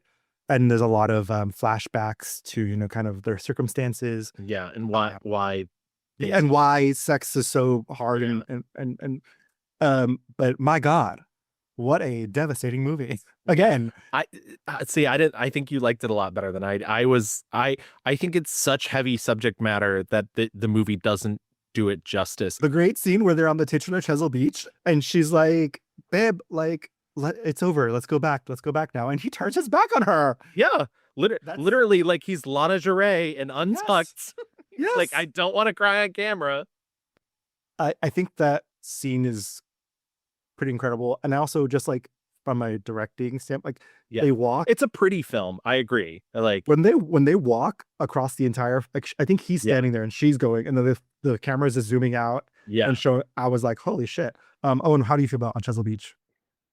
I've only seen it the one time, and unfortunately my memory of it isn't that long lasting. My lasting memory of this film comes from another podcast. This had Oscar buzz in. Exactly. They did a great episode about it. Yeah, especially there's a sound clip from their podcast where they mix BB. Speaking of Drag Race, BB hits the Harbinaise rat ti ti ta ta. Yeah, on Chesil Beach. I also didn't realize this is also based on a novel. Same guy who wrote Atonement, Ian McEwan. So he's like, Atonement's great, but like if On Chesil Beach is more like a more like a better example of his style, I worry that he's like British Nicholas Sparks. That's a gag. Okay, after On Chesil Beach, which kind of like our conversation here, mixed. Doesn't really, do much. But then she comes and does Greta Gerwig's Lady Bird. A movie no one saw. Just a little film that nobody. So unfortunate. I rewatched this for I think the first time, and I was like, oh my God, it's just, again, we don't remember how funny Saoirse can be, and how funny these movies that are really devastating actually are. Lady Bird is just fucking bangs. It's about this young woman. She has named herself Lady Bird. She has a very tumultuous relationship with her mother, played by Laurie Metcalf. She wants to just leave Sacramento and go where real artists are, real writers are, somewhere in the Northeast. The only exciting thing about 2002 is that it's a palindrome. Okay, fine. Well, yours is the worst life of all, so you win. Oh, so now you're mad? No, it's because just you're I being wanted ridiculous to because you have a great life. I'm sorry, I'm not perfect. No one's asking you to be perfect. Just consider it would do. I don't even want to go to school in this state anyway. I hate California. I want to go to the East Coast. Your dad and I will barely be able to afford in-state tuition. There are loans, your brother, scholarships. your very smart brother, he can't even find a job. He and Shelley work. They have They jobs. bag at the grocery store. That is not a career, and they went to Berkeley. But her family is pretty middle class. I would say lower middle class. Yeah, lower middle class. They, they shop at like vintage stores, and even that's being nice. I mean, it's literally fucking Goodwill type vibes. They, her father lost his job. They live with her brother and the brother's girlfriend, who, oh my God, that one scene she has where she's like, your mom's really fucking cool. She brought me in. Yeah. I was just like, there's just so much in this movie. Complicated, complex, and amazing. This is also the first time I've seen it since it came out. And I think the thing that I ended up focusing on more this time, I really like it, so I'm not trying to bury the lead. But the thing was that it is such Lady Bird's point of view that actually a lot of the stuff with her mom, besides like them arguing and whatnot when they're together, like is sort of kept at the periphery. And I think that like made me really, when the movie came out, I was like, yeah, I understand why Laurie Metcalf is nominated, but like also like I was like, it wasn't, I like love Laurie Metcalf's performance now because it is everything that she must be doing when she's not on screen. If you think about that character, like it's so I mean, I grew up really lower middle class, and so like I know how it is, and like yeah, like I'm getting emotional thinking about it right now. Like her mother sacrifices a lot for her. Yeah. Yeah. What is the scene where she's at the hospital and she's talking to? Oh, to Stephen, to the priest. Yeah. Yeah. Oh, Stephen McKinley Henderson breaks my heart in He's this. so good. With like 2 scenes. Yeah, I know. They didn't understand it. Oh my God. Even like he's like, we're gonna play a game. Who can cry Oh, first? first. And then he just fucking bursts into tears. I was like, oh my God. Yeah. I think it's kind of interesting to like, and I challenge anybody in our audience, like next time you watch this movie, you know how good Saoirse is. She's amazing in this role. You know how good all the other kids are except for Timothée Chalamet, but whatever. And the pay attention to the adults. Like the adults are all going through it, but because it's like Lady Bird's perspective, it's all kept in the periphery. And I love it. It's such a smart, because when you're a teenager, you don't think about that shit. You don't think like, oh, these people, you're going through your own shit, you know? Yeah. I think it's it speaks to Greta Gerwig's talent that like she could build an entire universe of like fully realized, fleshed out characters. Everyone is so like lived in. And I was just like, oh my God, every single human in this film, Yeah. just obsessed with. So good. Lois Smith is like the nun. Yes. It's what I love. I agree. I love Lady Bird so much in that, like, it is about Christine, but every single member of this ensemble, and yes, I include Timothée Chalamet, he is playing the part the way it's supposed to be. It's his best role. It's the role that he plays perfectly. Mm-hmm. Every cast member is just like doing such incredible work. Even like Greta Gerwig just knows character. Like she knows that just putting a camera on someone, you don't have to overly explain these people's lives. We just understand them fully, and it's just so incredible to experience. And Saoirse Ronan just is a gift of like everything in this. I mean, so many funny lines. Like, Yeah. oh, I'm trying to think of there is no role of the Tempest. It's the titular role. Shout out to Beanie, who is also very funny. So fucking funny in this. I skeeted this, but like I literally burst out laughing when she's like, I don't understand why I'm not good at math. My dad's so good at math. Yes. And then Beanie says, maybe it's your mom's fault. Mom's fault. I died. Yeah. So good. I think the scene the scene I constantly think about from Lady Bird is the scene between Lady Bird and Danny after the whole revelation of his queerness. I don't think I've ever seen a scene dealing with youth and kind of like coming out as emotionally effective as that. The fact that even though what his actions hurt her, she realizes in that moment that she has to be a friend for this boy because he is literally breaking down, being like, how, like it really emphasized how difficult the act of coming out can be. And I don't think a film has ever so perfectly encapsulated that in a way that feels so realistic. Right. And on the acting side of that specific scene, she has to start out so like she literally says, "You're gay." and because she's so mad and so angry and has to swing it back around, which I think is a really difficult arc to play in one scene. Right. I was going to say a lot of movies that I don't think give enough attention to like it is painful for young women to have to go through this. Where like, Yeah. oh fuck, but also in that moment where she like just hugs him, I'm like, what she's realizing is like now she's closer than ever with this guy who is confiding in her and like coming to her for comfort. It's a beautiful scene, beautiful movie. Would recommend over and over again. Again, one of her most indelible films. So yes, she wins the Golden Globe for Best Actress in a Comedy Musical. Gets all the nominations. Amazing.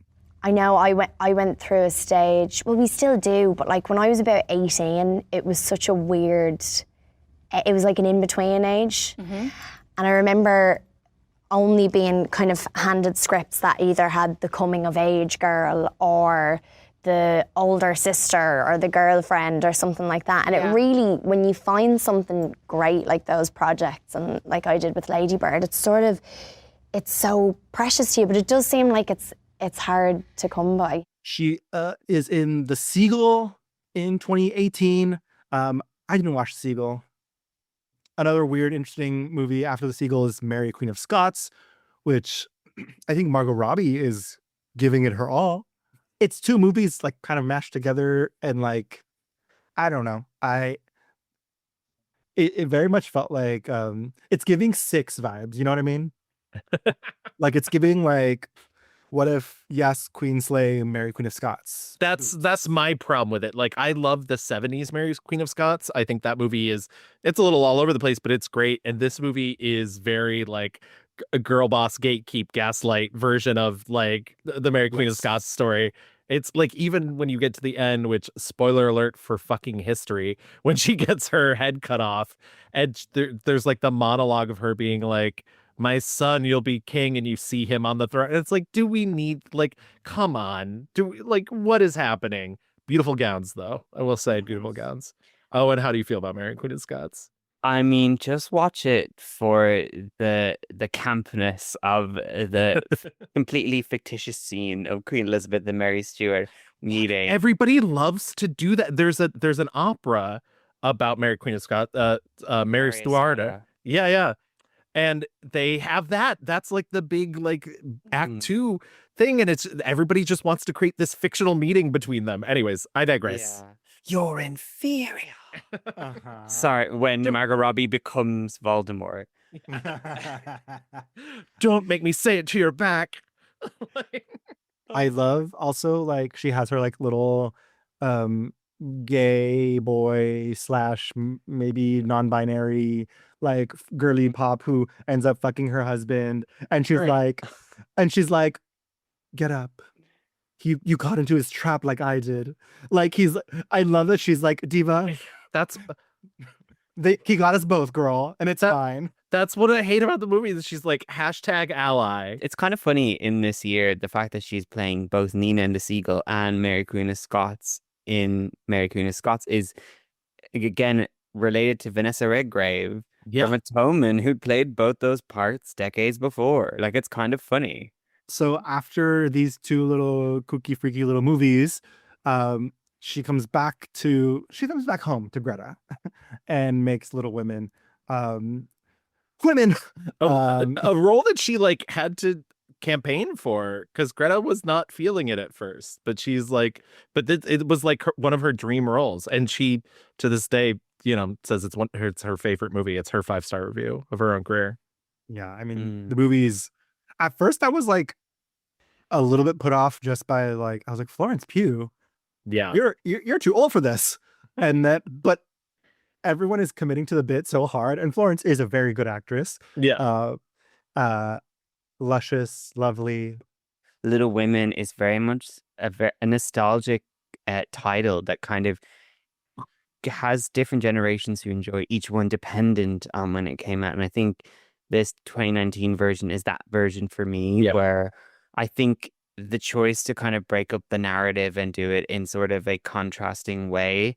Always, again, I watch this every Christmas. This is like my Christmas movie. I watched it this past Christmas, and it's just like, I get upset when Beth doesn't die and then does, like, that sequence especially is incredible. Again, like Lady Bird, Greta Gerwig manages to gives so much attention to all of her characters. I think what I really enjoy about this Little Women is that while Joe is very prevalent, it is maybe the first version that I've seen that pays a lot of great attention to the rest of the sisters as much as it does Joe. Yeah. And I think that's what makes the title Little Women that much more effective for me. But yeah, Saoirse's just so wonderful. I mean, the women, they have minds as well as just hearts. And I'm so good. sick saying this all the woman's fifth for. It's so good. So good. Movie, tons of acclaim, tons of money. Her fourth Oscar nomination at 25 years old. So God, yeah, what a crone. I know. And then she retired. No. In 2020, she's in Ammonite with Kate Winslet, a lesbian drama, which I thought was boring. Yeah, I was gonna say Frozen and Ammonite. Yes. I don't know. Owen, do you have anything else to say about Ammonite? I think it's such a disappointing film because I love the director's previous film, God's Own Country, from like 3 years before. Yeah.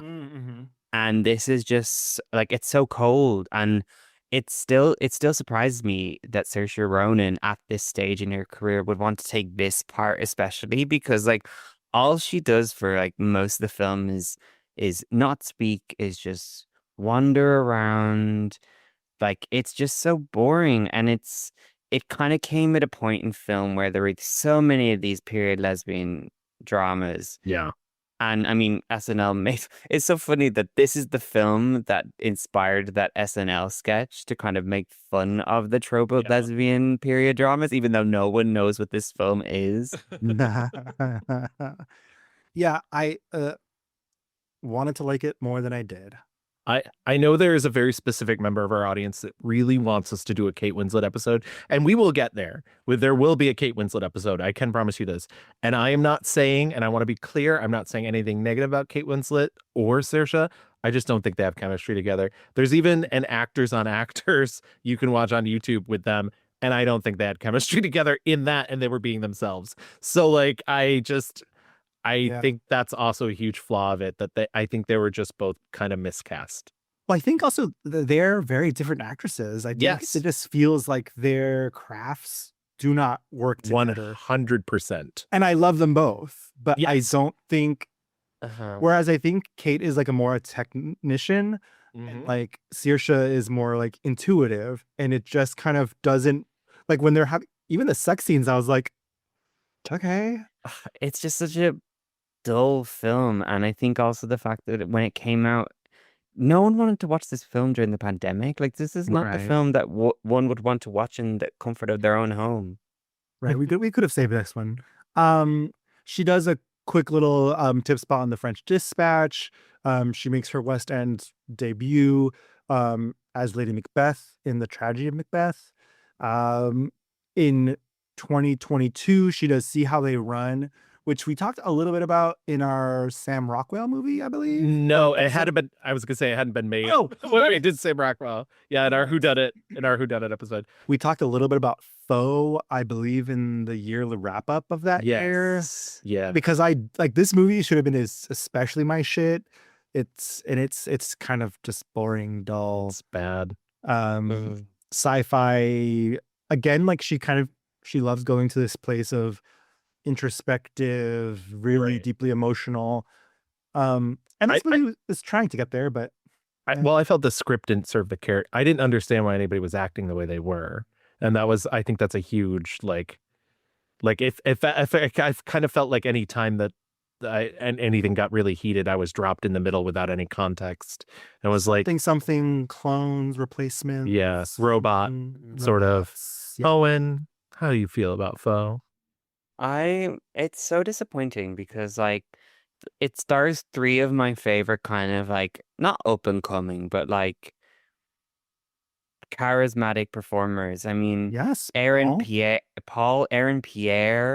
yeah, post Underground Railroad, yeah, and then he's really good. He's really good. The fact that this is, I mean, I'm assume the first of, I hope, many more films that Saoirse and Paul choose to do together, because I think like I mean, we are in a very like fruitful moment of like young up and coming Irish actors. So I'm hopeful that they do something together because I hope the next thing that they're in together, they get to be Irish. That's the. But yeah, Imagine. it's just such a like I avoided it for so long because like the reviews weren't great and I was just like, do I really want to experience this? And then when I did, I was like, maybe there's sometimes where I should just skip a film. Yeah. If you're not being paid, you don't have to see everything. That's my opinion on that. That brings us kind of to where we are now. Last year, she had 2 films out during award season. We talked a lot about Blitz in our New York Film Festival moment that me and Gavin had.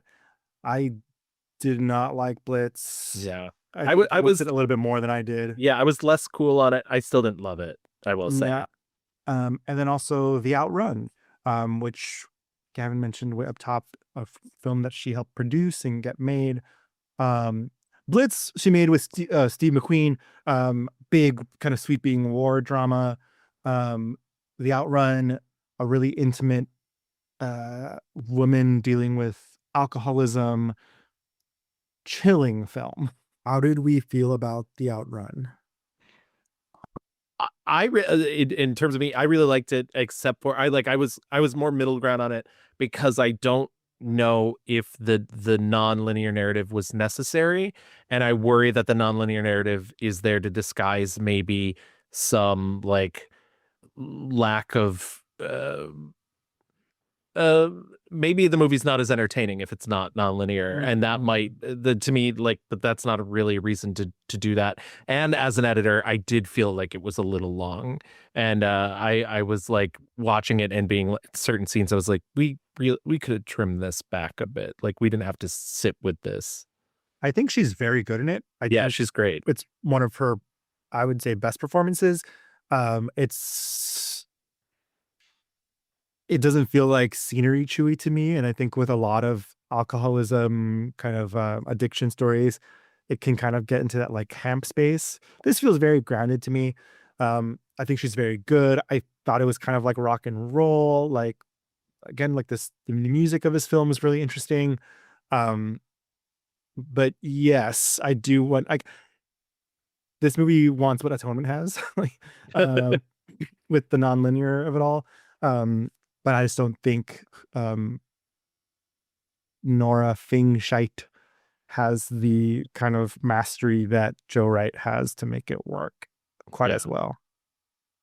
Yeah, I've watched this. This was my 3rd time watching The Outrun. I think I'm just so impressed by Saoirse's performance that I kind of am forgiveful of maybe the like filmness of it. I think I agree. I think the kind of unconventional storytelling of alcoholism is really great. I think having seen so many films that deal with alcohol, it's not like alcoholism, it's not so obvious. And I think that's what really kind of pulls me in. I think, yeah, she's just so incredible.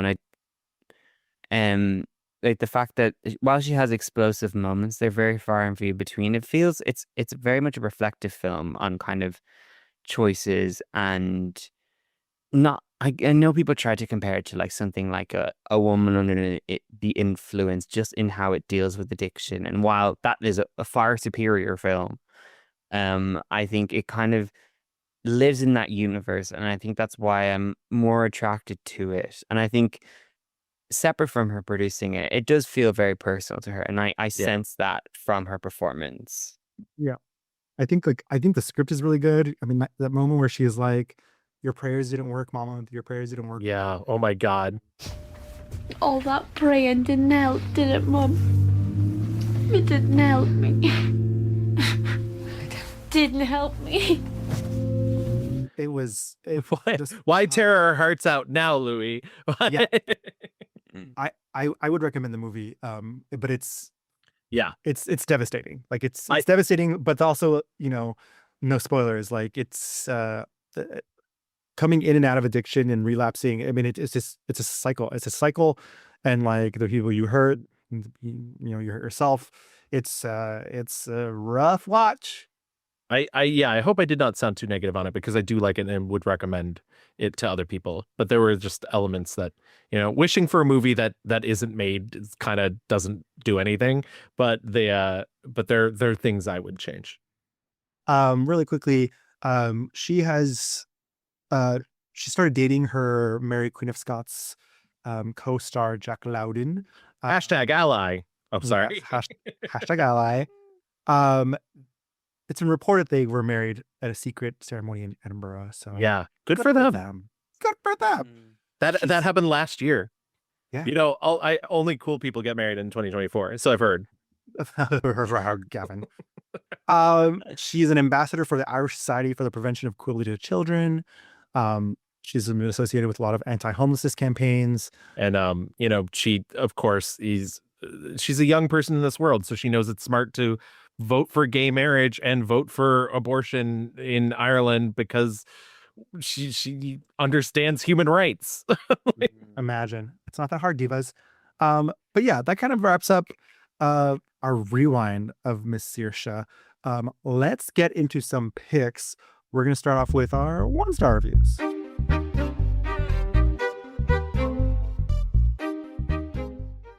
Owen, Diva Doll, as our guest, you get to go first. What is your 1-star review of Miss Saoirse Ronan? My 1-star review is The Lovely Bones. Coming in hot. Well, oh my God. I don't know if this is a hot choice. It's not just that it's a depressing story. I think it's just such an ugly, like a repellent film. And like, while the work that I agree with, I can't remember which one of you said earlier, I don't think she's necessarily ever given a terrible performance. But when it but when it comes to like films from her filmography that I just do not. I mean, this is to preface to say The Host would probably be my 1-star review, but I will never watch that. So yeah, The Lovely Bones is just something that I'm just so repelled by. And so like visually, I think the overly CGI'd scenes are just like horrendous. I think Saoirse delivers well. I mean, she was a BAFTA nominee, for God's sake. Like, yeah, wild. But yeah, I just don't like this film, and I've now watched it 2 times, and I hope never to have to watch it again. Hey, come back. Wait. Who are you? I'm Holly. Holly Golightly. That doesn't sound like a real name. It isn't. I borrowed it. You can do that up here. Up here? You mean in heaven? My Norwegian Bonkoiwa. You're funny. What's funny about it? This is in heaven. You're not there yet. What is this place? This place is not really one place, and also is not the other place. It's bits of both. Good pick. Gavin, we got. So I was actually really hoping that you had seen The Host, because I really wanted this to be the very rare 3-person 1-star review. And I don't know what Louis' 1-star review is, but I can't imagine it's anything but The Host. The Host is a truly terrible film. It's so nothing. And I think that's maybe the worst bit about it. It's like 2 hours and 10 minutes of just watching nothing happen. It was directed by Andrew Nicole, who also wrote the movie. Creator of Gattaca, a great movie. And I just don't know how this could possibly have happened this way. I don't think Saoirse's very good at it either. And like I said, I don't think she's had many opportunities for paycheck films. If I was to say that there was one amongst her career, this is it, because clearly they were banking on the Twilight of it all to be the thing that would draw people to the audience. But yeah, and I mean, half of the movie is voiceover, because she's playing both her inner voice and the alien possessed her. And she can do voiceover. We've heard her do it many times in many films. Sounds great in The Outrun. Sounds great in This Is How I Live Now. This movie, she sounds bored. Yeah. So bored. And how am I supposed to feel as the person watching it if the actors aren't even giving their all? I will give it one thing, which is that I think Diane Kruger, who I think she's an actress who does not get enough credit, because I think she's usually pretty amazing.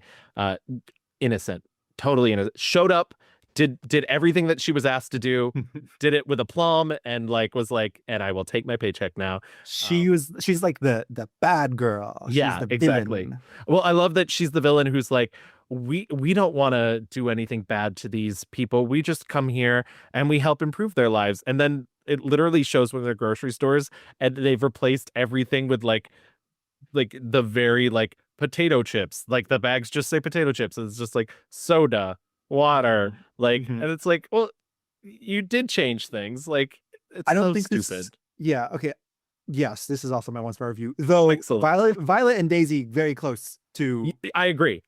But hitching up right behind, right on its coattails. I think this wins the 1-star review though, just because I do think Saoirse's bad in it. I think her accent work mostly is very good across her career. Yes. I don't think it's good here. I don't think she cares. I think that's... I like you, Wanda. I like you too, Ian. You did not say that. No. Not like that. Get his hands off me. This can't work. What are you doing? Let me guess. You have two minds about it. Is this about Jared? Yes, it's about Jared. Melanie's in love with him. And you? Tell him. Tell him. This body loves him. Since it is now my body, so do I. This little diva is supposed to, I guess, have a southern accent, and Saoirse kind of dips in and out of it. I think so. Like the whole vibe is like, I'm a southern gal and go to Fort Worth and it's I wouldn't even not known. right. Also, we haven't mentioned that the parasitic soul that takes over Saoirse, their name is Wanderer. And when they decide to give them a more human name, decides to call themselves Wanda. Yeah. And I was like, this is so stupid. It makes it even better because, and spoiler alert, but I don't care. They pass the parasitic thing onto a brain dead character later. Yeah. And so now you have to deal with a whole other actor who's wandering around being called Wanda. Yeah, and it's so bizarre because the whole thing of this film is there are two souls now in this one body, and they each have a love interest. And so there's this fight over who gets to use this body to act on these romantic feelings. And then, but then, we found this brain dead. Is it Jamie? It's Emily Browning playing her. Oh, and okay. And her character's name is Pet until she gets Wanda. So the little alien goes in her, and the boy that was in love with Wanda now is now I can fuck my alien in this new body. It's totally. And I understand the idea, it's beauty's only skin deep. It's not about that. But this is physically another person. This is a whole other body. Also, sidebar, not all Nepo babies are good. And I'm so sorry, Max Irons. You did not inherit daddy's talent. Gotta work at it. Every little white boy in this film is just the most basic, boring, flavorless type of little actor boy. And unfortunately I do think this is one of the films where not even she is good in this. Okay, any other bad movies that we don't like? I mean, Violet and Daisy is just that's it. It's kind of I'm is it her fault? I think the screenplay is very bad. I think the screenplay is very bad. I literally think I think it's impossible, and I'm sorry to everybody else that's in the movie that I really like. It's just sort of impossible to give a performance when there's nothing there. Who are these girls? What drives them other than that they want a pink dress? I don't Yeah. understand. Like, James Gandolfini's motivation, other than that he's a bad dad. Like, there's nothing there. There's no meat on any of the bones in the script. And so I can't blame them. Right. And this whole idea that like the plot twist is that Saoirse's character is shooting blanks Yeah, that she can't bring because herself to kill people. because Right. it's just, I don't know. But okay. Let's get out of here. Let's move into our 5-star reviews.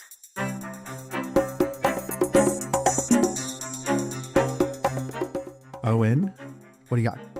Oh, this is such a difficult choice. I really hope. If you don't tell us who the real father is, we're gonna cut the baby in half. That's what you. So you have to do it. Oh, I really hope that this choice that I make makes us all choose a different one because I think there's so many good options. But I gotta go Lady Bird. Wow. Yes. I think I don't necessarily think I discussed why I love Saoirse Ronan so much in it when we were discussing it. I was mainly discussing like everybody else in it, but the fact that she manages to make this eccentric, ordinary girl into such an indelible film character is really impressive. Like, she finds so many moments of like gifted comic work and then these like human moments where she's talking with her mom where she's like, maybe this is the best version of me. I think that I love her audition scene where she sings that Sondheim song. The ending of the film where she just like calls her mom back is just like so wonderful. And the fact that she could deliver this performance and also in this great film as well at such a young age is just like really impressive. And yeah, I've watched it so many times. I watch it again, another film of hers that I watch like basically I have to stop myself from watching it all the time because it is such a quick watch and such a comforting watch for me. Yeah. Can I say one of the other things that I really like about her in it, and this is also a compliment to the script too. There are, as an adult, I think, some choices that the character of Lady Bird makes that feel so nonsensical and so like aggravating in a way. Like, I love the fact that you are allowed to be frustrated with Lady Bird in the movie, that it's not always, when she starts hanging out with a more popular girl and like leaves Beanie Feldstein behind, like, you as an audience member are invited to be like, why the fuck is she doing this? And it's like, because she's a child, she's like figuring things out. And I love that the performance is so indelible and the script is so smart that you're allowed to like not let that color your entire picture of her, because she, unlike Violet and Daisy, feels like a 3-dimensional character. Like, you understand where she's coming from. You get that she's like making mistakes, and that's fine. And I think Saoirse plays that incredibly well. And obviously, like, part of that is just her natural charm, but part of that is this character that she's really inhabiting and like really, I don't know. Yeah, she's really fantastic in Lady Bird. It's hard. And also, once again, accent work. Great. I think she's so good. Why can't you say I look nice? I thought you didn't even care what I think. I still want you to think I look good. Okay, I'm sorry. I was telling you the truth. You want me to lie? No, I mean, I wish that you liked me. Of course I love you. But do you like me? I want you to be the very best version of yourself that you can be. What if this is the best version? Great pick, Ellen. All right, Gavin, what do you got? The nice thing about having a guest is I don't feel like I'm constrained to pick the normal things. And so I'm glad you picked Lady Bird. I'm hoping that maybe something else that everybody else loves comes up in Louis. But I have to go with my heart, which is my favorite out of her entire canon is 2011's Hannah. I really love Hannah. I think she is so good. I mean, from her first scene where she's like out hunting and she's doing this little German accent throughout the entire movie, and she's so steely-eyed. As we mentioned before, Hannah is the story of a young girl who was this government CIA program that was basically like kidnapping women, genetically engineering their child to be the perfect assassin. And then this entire program got shut down and they were supposed to be executed. And Kate Blanchett was put in charge of it, and she failed to kill the last person of this program because Eric Bana, who was a CIA agent as well, took Hannah and moved her to the forest where she is trained, and basically is like, one day you're going to have to confront this, and I'm leaving it up to you. And the movie starts when she triggers the alarm to let the CIA know where she is, because she's going to end this endless pursuit of her. She doesn't want to live in hiding anymore. And what follows is this amazing action movie, but also this fairy tale storytelling. There's all this fairy tale imagery throughout. You have Kate Blanchett as the evil queen. You have Saoirse as the beautiful young naive princess. You have the kindly people that pick her up and help her. You have the huntsman who's coming after her, who's played by like queer coded just evil, vile, I can't think of the actor's name, but he's so Tom Hollander. Yeah, Tom Hollander. So good. Once again, I love the interview with Tom Hollander where he's like, I hate the fact that there's a young actor named Tom Holland now. But Tom Hollander is so good in it. And it's this very heightened type of storytelling, but it's also very realistic and very gritty at points. And she has to do a lot of very physical things. And the movie also has a lot of heart. The scene where she confronts Eric Bana about her actual origins, and he's kind of like, I just wanted to protect you, is heartbreaking, but they both play it so well. Are you my father? Sit down, Hannah. Are you my father? Please, sit. Are you? Hannah. Of course I'm your father. I raised you. But Marissa said, Hannah! Don't lie to me. I'm your father. I've been with you your whole life. Treated you like you're my own flesh and blood. But I'm not your flesh and blood. I'm abnormal. No! Where was I born? Tell me the truth. Beautiful movie. I love it. Once again, Joe Wright is really a master of what he does, and Joe Wright, you've done it again. Joe Wright, you've done it again. I guess the other amazing thing, real quick, this movie ends, and I love where this movie ends, and I don't need to see any more of this particular movie. I would love for her to do another thing with Joe Wright, but like, there was a TV show created off of this afterwards that ran for like 3 years on Amazon. Who needs that? No one needs that. I don't need more story. It's fine. Really? Yeah. Was it like kind of like after that, or? I think it was a remake / more. So it like has a little bit of the movie in it, and then also, but yeah, I truly think she's really fierce in it. She really is. Amazing. It's amazing. I love that she's able to like be the little girly with like the most annoying little girl ever. Yes. And like just being like, and then going from that to like, I found her. She's Sri Lankan and she doesn't speak English. Yeah. It's incredible. When she punches like the cute boy just wants to kiss her. Yeah. It's like, but that's all part of the like fairy tale subversion, because how often is it that like a boy comes along and he kisses the girl and everything is safe and beautiful, and she's like, fuck no. Bah, bah, bah. Yeah. So good. Okay. Well, I guess it's up to me then to talk about yes, Brooklyn is my 5-star. You've played into my hands beautifully, both of you. Same. Yeah, it's directed by John Crowley, based on novel from 2009. It's just like you both were saying, it's such a universal story. This idea of like finding home and what does that even mean? I think Saoirse has talked about like, I don't even know, like in her personal life, like what is home? Like where do I fit in? It's just like all the stars align for this movie to come together and make total sense. I think my favorite thing about this film is like the beginning of her when she's on the boat and has this moment with these other women who are kind of like telling her what it's going to be like and, you know, how to take care of herself.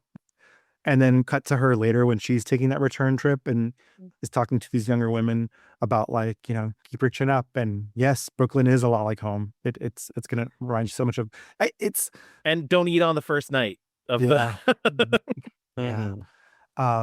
It's just the most romantic and luscious and just sweeping.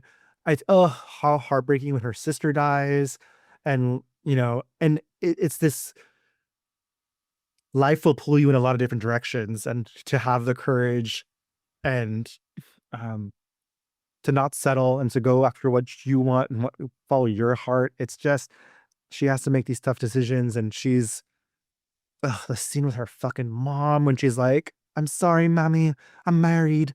And, you know, and the mom was like, I'm going to bed. I'm only saying goodbye this once. Yeah. And it, you know, a lot, you either stay home with your parents or you don't, right? Like Right. all of us. And obviously these circumstances are a lot bigger. She's going literally across the fucking globe, and, you know, married in secret. There's also, I mean, it's like you were saying earlier, Owen, that scene where she's kind of confronted by her old boss, who is such a fucking bitch and who's going to try and manipulate her and try and, I don't know, put her in her place. She's like, yeah, I am fucking married and it's great. And I love him. And, you know, you see her come into herself in this new place. There's that great scene where one of her coworkers is like trying to have a conversation with her, but Eilish just won't respond to her. Yes. She's like, oh, what'd you see at the cinema? Well, I saw The Quiet Man. John Wayne plays an Irishman. Oh, I thought you might like that because you're Irish yourself. Right. It's to be able to get over, you know, homesickness and heartache. It's just, there's so much of this film. It's beautiful. I think a lot of her movies have a lot to do with this, like, looking. She's always like has like these great glances. There's always like these moments where she's just kind of keeping her eyes either on like a boy or like, you know, this great expanse. Brooklyn fucking has it all. And just like, it's a cozy, the final shot, the final scene where like it doesn't do too much. She's just standing there and Tony gives his little fucking tools to his brother and they just hug and he's shorter than her and that's just it. And it's just like, I'd forgotten that like she was putting his letters away and not reading them. I was like, no. Yeah. But then and that scene at New Year's Eve in the hall with all the men who like just her hearing them singing those Irish songs. It's just like, oh, there's some, and then there's the whole Julie Walters woman owning the boarding house of it all, and then her flatmates there, and there's that scene at the dance when she meets Tony when she goes with that annoying new girl. Like I love that we get to see Eilish not just be this like hopelessly homesick girl, because like once she gets those letters from her sister, she kind of comes into her slight bit of her own where she's like, yes, I'm working, I'm doing this thing. She's again like almost like a ladybird where like it's such a complex person, not initially, but when you get to kind of experience her more human moments, she's just such an interesting person. It's just such a wonderful film. So thank you for choosing it. Yeah, I mean, this movie is kind of a quintessential like immigrant story, you know. It's fucking hard to immigrate, like not even just like the physicalness of like, you know, moving somewhere, but like to be away from home, be away from your friends and family and culture, and like, you know, it's just a great American tale of chasing dreams, etc., etc. Yeah, love Brooklyn. You remember that after I had dinner at your house, you told me you loved me. Well, I didn't really know what to say. But I know what to say now. I have thought about you. And I like you. And I like being with you. And maybe I feel the same way. So the next time you tell me you love me, if there is a next time, I'll say I love you too. Are you serious? Yes. Holy shit. Excuse my language, but I thought we were having a different kind of talk. Can I go home now? You love me? Yes. But don't ask me anything else, and don't talk about our kids being Dodgers fans. Oh, what, you want kids who like the Yankees? Tony, please, don't push me. All right, I'm sorry. The fun thing about Saoirse is that she has so many fucking Yeah. nominees for a 5-star film, or at least 5-star performance. I mean, Atonement certainly has to be up there. I also was like flirting with Hannah for sure. Nice. Little Women, Oh, wow. Little Women, Yeah. so good. Yeah, we we are blessed with a lot of good Saoirse performances. Before we get into our mixed reviews review, can I also just put in, like, seriously, check out Byzantium if you haven't. Sort of flew under the radar. I liked it so much better this time than I gave it credit for the first time. So, I also liked On Chesil Beach. well, you can sit there alone. And I love the outrun. Like, Yes, in the outrun. Yeah. Yeah, she's very good. She's very good. Okay, let's do our mixed reviews review. My 1-star review was 2013's The Host. That was also my 1-star review. my 1-star review is 2009's The Lovely Bones. And my 5-star review was 2011's Hannah. My 5-star review is 2015's Brooklyn. And my 5-star review was 2017's Ladybird. Well, all good choices all around. All right, let's get into that fast forward.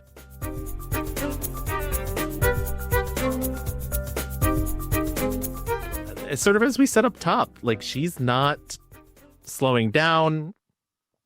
Once again, I think she is at this inflection point. She says she wants to direct.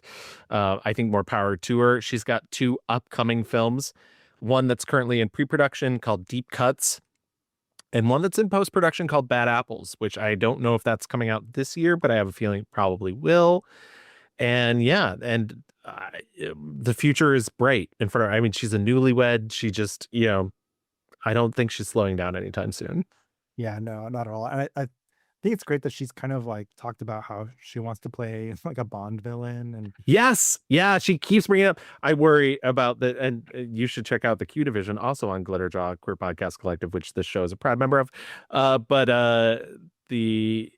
I don't know if she wants to be a Bond villain with this, what's happening now, but we'll talk about that on that. The Amazonification. Yes. But I think it's like once I saw Hannah, I was like, oh, this little diva needs to be like in more action stuff. She's so good, and I would love to see her as a villain. She also talks about a lot about how she desperately wants to be in a comedy. I think that's probably why she did See How They Run. She talks a lot about how she's obsessed with Kristen Wiig. She loves Kristen Wiig, and they actually also did an Actors on Actors together, and you can tell the whole time, like in a really positive way, that she's just like, she's so chuffed to be there. She's just really happy about it. She was supposed to be, speaking of, by the way, she was supposed to be in Barbie. And both her and Timothée Chalamet had to pass, but they were both like other weird Barbies, supposedly, because people keep asking her, they're like, oh, who would you have been? And she's like, weird Barbie. And they're like, oh, in place of Kate McKinnon? And she's like, no, Kate was there. It was just like extra scenes. Yeah, other weird Barbie.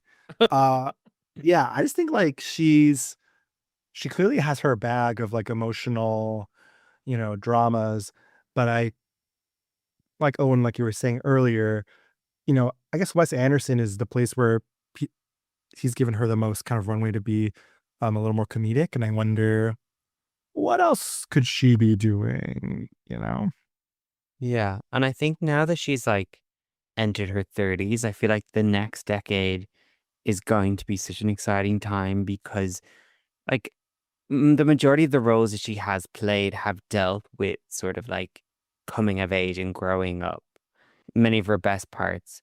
Whereas now she, I guess, has entered a period where she doesn't just have to play those roles. Like she can now play like more grown-up people, and that's a very exciting prospect. I mean, the fact that it's always so funny that she's still so young, yet she has just done so much, and we've so much more to look forward to her. Like she's one of the rare. I loved how you kind of discussed earlier mentioning Jodie Foster, because I think Saoirse is very reminiscent, where a child star nominated for an Oscar who then later on makes good of that initial promise, which is very rare in kind of Oscars in film history. So it's kind of I could see Saoirse Ronan going into directing. I think she is currently writing a script for a short film, I believe. But yeah, it's just there's so many exciting things, and I agree with what you said earlier, Gavin. I think we're kind of at a pinnacle of where she's going to go next. So there's kind of I anticipate everything. I anticipate this new Sean Durkin film because he's such a exciting actress director. So I hope I would imagine that would be great. The fact that again it's music related, which is an underrated thing that she's sort of done in some like with Blitz and with that one scene in Lady Bird. So I look forward to her doing stuff like that. But yeah, Did you guys like hear where the interview where she's talking about like they're like, did you audition for Marvel? And she's like, she's like, she's like, it's not for me.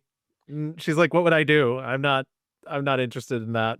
I was like, good for her for being, but once again, she's just, I worry there could be the dark Saoirse that like comes along and takes one of these paycheck gigs that she clearly doesn't need, but like, but it is nice to get paid, I feel like I read years ago that she had auditioned for that.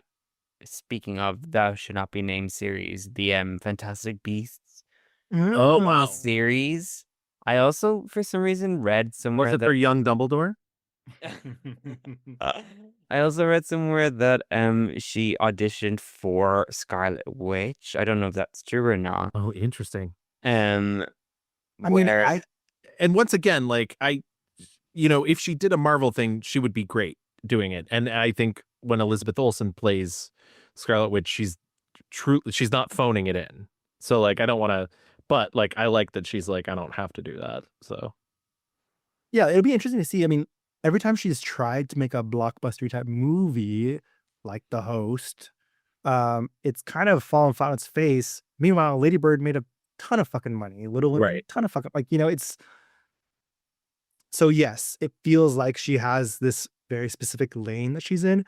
But my God, imagine her in like something like a Bridesmaids or like something like a Melissa McCarthy vehicle. Like I can just imagine it really banging. Because I don't know, she has like that really obviously she's beautiful, has a really severe face, but she's also kind of like a little freak and a little weirdo. Yeah. Like, and I would just love to see more of that. It's funny in that Actors on Actors, and I'm not going to put in a sound clip because it is mostly Kristen Wiig talking about this specifically, but she was talking about how like when they wrote Bridesmaids, it's because women in comedies just the comedies aren't written for women, and that's why Kristen Wiig was also like, I love the scenes between you and Beanie in Lady Bird because they're funny, but also they're real. Like they feel like real women just yucking it up with each other. It doesn't, and so like, yeah, I think it would have to be like, I think, once again, I don't think she's bad in See How They Run, but I agree. I think she did it because she would love to do a comedy, but it's clear that it's just not being written for women. Yeah. Cast her in Palm Royale. Yeah. Kristen. I'm a little shocked she hasn't tried to pull that card yet. Because she would. If Kristen Wiig was like, come be in season 2 of Palm Royale, Saoirse would drop whatever she was doing and do it. She hasn't done any TV, right? No, I don't believe so. No. Outside of the stuff she did at the very beginning. She hosted SNL one time. Yes. And did she like get in trouble because she did some sort of like stereotypical Irish sketch and people in Ireland were mad at her for that? But sure, people are forgiving. I mean, I was going to say, I'm sure they got over it. We all remember Anya Taylor-Joy's Irish sketch. Well, with that, I think that wraps up Saoirse Ronan. What a fun, like, whole month of watching for her. I cannot wait to. I mean, it again. 4 or 5 of these movies are like indelible classics that will go on forever. And I'm sure she has a lot more coming our way. So thank you for bringing her to us, Owen. Yes, Owen, please remind the audience where they can find you online and what else you're up to. Yeah, thank you for having me again. And this was so fun just talking about everything Saoirse Ronan. Like again with such a limited amount of films, just based on like previously discussing, we managed to discuss for so long. Yeah, you can find me on. I still exist on Twitter. Get off it, man. and Blue Sky and Instagram, just I guess my name, where I'm constantly either guessing on other people's podcasts. Shout out to previous guest Chels for allowing me to join her on a weekly basis to discuss all things Drag Race, reality television, and we rewatch this, I think is the name of the podcast. And then yeah, I'm just at the moment rewatching as we record the films of Meryl Streep for the month of March going into April, where I will be discussing films of a Audrey Hepburn, just like for my own kind of rewatching all these great films sort of things. But yeah, that's where I guess you can find me. And then also on Letterboxd, where I just log all of these great films that I see, and then some truly terrible ones as well. You know who has a great episode about Audrey Hepburn? The Mixed Reviews. Again, shout out to Chels. Shout out to Chels. She is the angel that bonds us all together. Well, thank you so much, seriously, for joining us. I'm glad you pitched us on this. It has been such a delight to revisit some of these. Revisit all of these films that I had, and then see the ones that I hadn't seen before. So, thank you for bringing Hannah into my life. I am changed. But if you want to contact us at The Mixed Reviews, you can always find us online on Blue Sky at The Mixed Reviews. Or on Facebook, just type in The Mixed Reviews. If you want to email us, you can always write us little love notes at reviewsmixed@gmail.com. Or on Instagram at _mix_reviews. And if you want to listen to our past episodes, just as you've listened to this one here, you can find our back catalog on any major podcast app. We're on Apple, Spotify, Amazon, Audible, all those good places. Feel free to drop by, leave us a 5-star rating, write us a little review. We'll read it on the show. Yeah, we're on Patreon also, $5 hairs for extra bonus content. Across the board. And Louie and I will get back on doing Gavin and Louie Go to the Movies. Last episode, you heard about our little hitch, but we're talking about it. We're figuring it out. We're getting it together. We're pro-union here, okay? Absolutely. And as previously mentioned, The Mixed Reviews is a proud part of the Glitterjaw Queer Podcast Collective. If you want to find all of the rest of their shows that run the gamut of queer media, you can find that at glitterjaw.com. Thank you guys for listening, and we will see you next month. Bye. Bye-bye. Outside might be dark and gray. In my heart it's a sunny day. Rays of spring will soon arrive, blooming in your smiling eyes. Nothing ever brings me down, 'cause I feel you all around. Rain or shine, sleet or snow, you're the